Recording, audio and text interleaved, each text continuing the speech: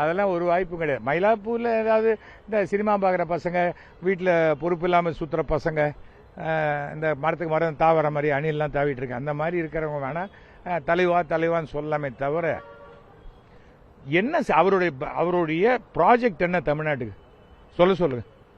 இப்போ திமுகனா அரசு ஒன்று சொல்லுது, அதிமுக ஒன்று சொல்லுது, பாஜக ஒன்று சொல்லுது, சொல்லுங்க. ஒன்றுமே சொல்லலையே.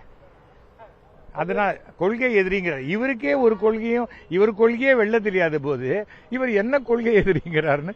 அதாவது விஜய் நகைச்சுவை பண்ணுவார் தெரியும், அரசியல் இவ்வளவு நகைச்சுவை பண்ணுவார்னு இப்பதான் தெரியும். வீட்டில் ஆஃபீஸ்லாம் இருப்பேன், என்ன வேணா என்னன்னாலும் பண்ணுங்கன்னு சொல்லி சிஎம் கேட்குறாரு.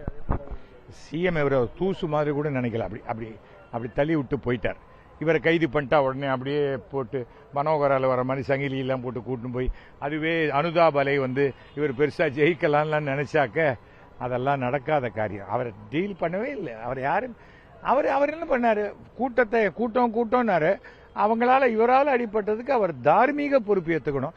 அந்த தார்மீக பொறுப்பை கூட ஏற்றுக்கொள்ள மனசு இல்லாம பழிய தூக்கி திமுக அரசுல போடுறது ஒரு விதமான கோழைத்தனம். அந்த கோழைத்தனத்தை தான் விஜய் செய்கிறார்.